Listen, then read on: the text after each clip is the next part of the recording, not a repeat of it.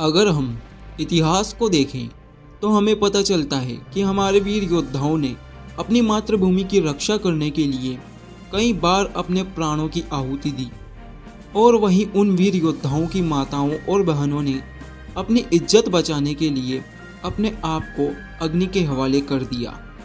भारत के इतिहास में ऐसे ही एक महान युद्ध का वर्णन मिलता है जिसने इतिहास में अपना नाम अमर बना दिया, जिसे हिंदू सैनिकों ने अपने स्वाभिमान की रक्षा के लिए लड़ा था, जिसे इतिहास में हल्दी घाटी युद्ध के नाम से भी जाना जाता है।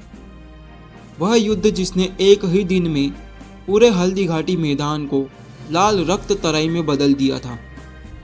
जिस युद्ध के बारे में इतिहासकार बताते हैं कि यह युद्ध मुगल बादशाह अकबर ने जीता था। हालांकि इतिहासकारों की यह बात गलत साबित हुई। आखिर कौन जीता था हल्दी घाटी का युद्ध और क्यों महाराणा प्रताप ने युद्ध मैदान को बीच में ही छोड़ दिया, आइए जानते हैं इस वीडियो में। तो चलिए चलते हैं आज से करीबन 500 वर्ष पहले 15वीं शताब्दी की शुरुआत में मुगल बादशाह अकबर के नेतृत्व में मुगलों ने अपनी रियासत का विस्तार करना शुरू कर दिया था। मुगलों ने भारत के कई रियासतों पर मुगलिया परचम लहराया और उन रियासतों को मुगलों के अधीन कर दिया। मुगल बादशाह अकबर राजस्थान की प्रमुख और गौरवशाली रियासत मेवाड़ को भी अपने अधीन करना चाहता था, परंतु मेवाड़ के राजा महाराणा प्रताप मुगल सत्ता के खिलाफ थे और वह एक स्वतंत्र स्वाभिमानी राजा के रूप में शासन करना चाहते थे, न कि किसी के अधीन होकर। मुगल बादशाह अकबर ने महाराणा प्रताप को अपने अधीन करने के लिए कई प्रयत्न किए, परंतु अकबर द्वारा किए गए यह प्रयत्न सफल न हो सके। अकबर ने मेवाड़ को अपने अधीन करने के लिए अपने दरबारी विद्वानों को मेवाड़ से संधि करने के लिए भेजा, परंतु मेवाड़ मुगलों से संधि करने के लिए तैयार नहीं था। महाराणा प्रताप ने अकबर को हमेशा एक ही उत्तर दिया, हम हिंदू धर्म की रक्षा करने के लिए लड़ने को तैयार है, मरने को तैयार है, लेकिन किसी मुगल के अधीन होकर शासन करने के लिए तैयार नहीं है। जब अकबर मेवाड़ से संधि करने में असफल रहा, तब अकबर ने आमेर के शासक मानसिंह प्रथम के साथ अपने मुगल सेना भेजी ताकि वह मेवाड़ को अपने अधीन कर सके। अकबर ने करीबन 1 लाख सैनिकों को महाराणा प्रताप से युद्ध करने के लिए भेजा। वहीं महाराणा प्रताप के पास केवल 20,000 ही सैनिक थे, परंतु फिर भी महाराणा प्रताप मुगलों के खिलाफ युद्ध करने के लिए तत्पर थे। 18 जून 1576 का वह दिन जब मुगल सेना मेवाड़ में प्रवेश कर चुकी थी, वहीं महाराणा प्रताप ने मुगल सेना के समक्ष अपनी सेना कम होने के कारण युद्ध मैदानों की जगह तंग दर्रे में करने का सोचा, क्योंकि मुगल सेना बहुत बड़ी थी और पूरी सेना दर्रे में एक साथ नहीं जा सकती थी। सेना कुछ टुकड़ियों में ही दर्रे को पार कर सकती थी, जिसका फायदा उठाने के लिए महाराणा प्रताप ने यह विचार किया। महाराणा प्रताप अपनी सेना के साथ दर्रे के दूसरी ओर तैनात थे। मुगल सेना टुकड़ों में बिखरकर दर्रे को पार करने लगी। तभी मेवाड़ की सेना ने मुगलों के ऊपर जोरदार प्रहार किया। मेवाड़ की तरफ से किया गया यह वार इतना घमासान वार था कि मुगलों को अपने हथियार चलाने का वक्त ना मिला और पूरी सेना युद्ध मैदान को छोड़कर भागने लगी। मुगल सैनिकों को कुछ समझ नहीं आ रहा था, लेकिन मुगल सेना में एक सेनापति था जिसका नाम था मेहतर खान। अपने सैनिकों को युद्ध मैदान से भागता देख मेहतर खान ने झूठी अफवाह फैलाई और जोर जोर से चिल्लाने लगा कि अकबर स्वयं आगरा से युद्ध करने के लिए आ रहा है और उसके साथ एक बहुत बड़ी सेना भी है। यह बात सुनकर मुगल सेना में शांति का माहौल हो गया। मुगल सैनिकों को लग रहा था कि अब मुगल बादशाह स्वयं युद्ध करने आ रहे हैं।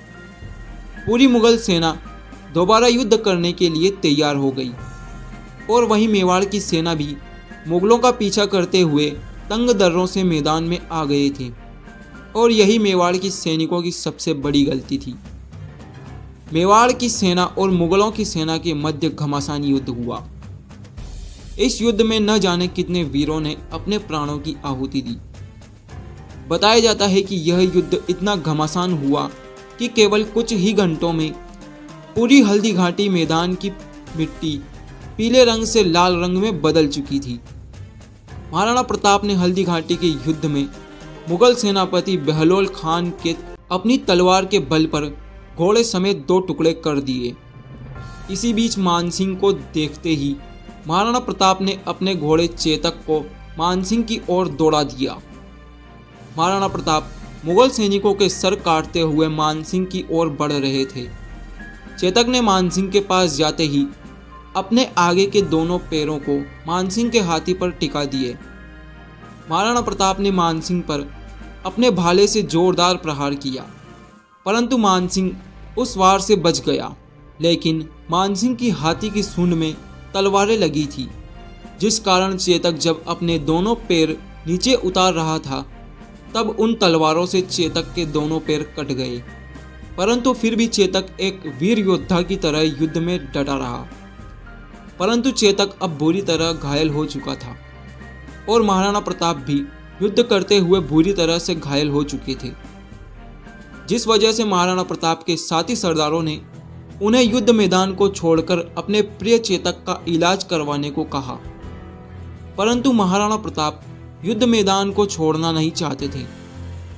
लेकिन महाराणा प्रताप के साथी सरदार बार बार महाराणा प्रताप से कहते रहे। महाराणा प्रताप भी अपने प्रिय चेतक को अपने पुत्र की तरह प्रेम किया करते थे, जिस वजह से महाराणा प्रताप ने राजचिन्ह झाला विद्या को सौंप दिए और स्वयं अपने प्रिय चेतक का इलाज करवाने के लिए निकल पड़े। परंतु युद्ध मैदान से महाराणा प्रताप को जाते हुए मुगल सैनिकों ने देख लिया था और मुगल सैनिक महाराणा प्रताप का पीछा करने लगे। वहीं चेतक ने एक बार फिर अपने पराक्रम को दिखाया और महाराणा प्रताप की रक्षा करने के लिए 26 फीट चौड़े नाले को कूद गया। मुगल सैनिक उस नाले के पार न आ सके। नाले को कूदते ही चेतक अब चलने योग्य भी नहीं बचा। चेतक ने अपने स्वामी महाराणा प्रताप की गोद में ही अपने प्राण त्याग दिए। वहीं दूसरी ओर हल्दी घाटी के मैदानों में राजपूतों ने मुगलों को करारी टक्कर दी। केवल 20,000 सैनिक मुगलों की लाखों की संख्या पर भारी पड़ने लगे। मुगल सैनिकों ने युद्ध को यहीं बर्खास्त करने का विचार किया और अजमेर की तरफ लौटने लगे। परंतु मुगलों की जाती हुई सेना पर मेवाड़ के भील और राजपूतों ने गोरिल्ला युद्ध पद्धति से हमला किया और मुगलों का अन्न व हथियार भी छीन लिए। मुगलों के इतिहासकारों ने बताया कि हमें हल्दी घाटी से अजमेर तक जाने के रास्ते में बेहद भय लगा, क्योंकि हिंदू सैनिक हम पर कहीं से भी हमला कर सकते थे, जिससे हमें पता चलता है कि यह युद्ध मुगल नहीं बल्कि मेवाड़ के राजा महाराणा प्रताप जीते थे, क्योंकि डरता वही है जो हारता है। वीडियो अच्छी लगी हो तो लाइक करें और चैनल को सब्सक्राइब करें।